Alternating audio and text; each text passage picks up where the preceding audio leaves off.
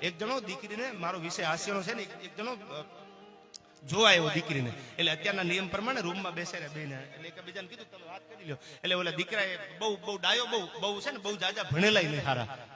over acting બહુ કરતા હોય બહુ જાજા ભણેલા હોય ભણેલા ખરા ભણતરની હારે ગણતરની જરૂર છે તો એ દીકરી જોવા આવ્યો ને એટલે એક રૂમમાં બેઠા એને પ્રશ્ન કર્યો કે તમે મારી યાર પરણીને આવો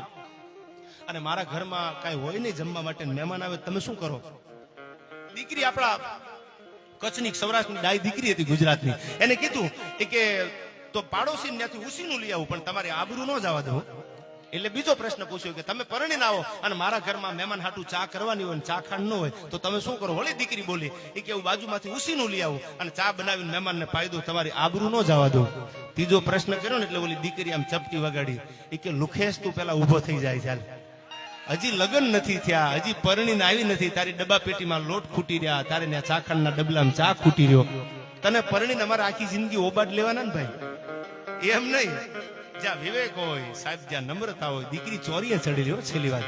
પરણે ને આપણા ગામડામાં હવે તો બધું વયું ગયું મૂળજી કાકા પરણે ને એટલે પેલા સાતી હુંદીનો ઘૂમટો તાણતી દીકરીઓ અને બે હાથે મુઠ્ઠી વાળેલી એટલે કોઈ પૂછ્યું કે બેટા મુઠ્ઠી કેમ વાળી છે ચૂંદડી ઉડી જાય ની બીક લાગે છે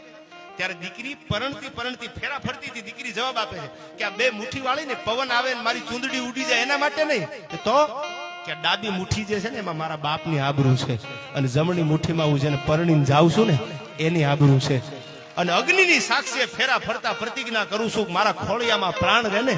ત્યાં સુધી મારા બાપની મારા હાહરવેડની આબરૂની મુઠ્ઠી ઉઘાડી નહીં થવા દઉં આ આપણા દેશની દીકરીઓ હતી અને આવી દીકરીઓના કુખે જે જન્મા છે એ વીરવર પુરુષો જન્મા છે એ મહારથીઓ જન્મા છે અને એ કૃષ્ણ જેવા રામ જેવા જન્મા છે સાહેબ એમ નામ ભગવાન રામ નથી આવ્યો આ તો કાંઈક તમારી પેઢીઓના પુનાય હોય કાંઈક તમારી આગળ ઉપર પુનાય હોય ત્યારે ભગવાન આવે દીકરીઓને ભણાવો ભણતરની હારે સંસ્કાર પહેલા આપજો કારણ કે દીકરી બે ઘરને તારે છે યાર એક તો બાપના ઘરે મોટી થઈને જ્યારે પરણીને હાહરે જાય ને ત્યારે ઈ ઘરને દીકરી તારતી હોય છે દીકરી દેવો ભવ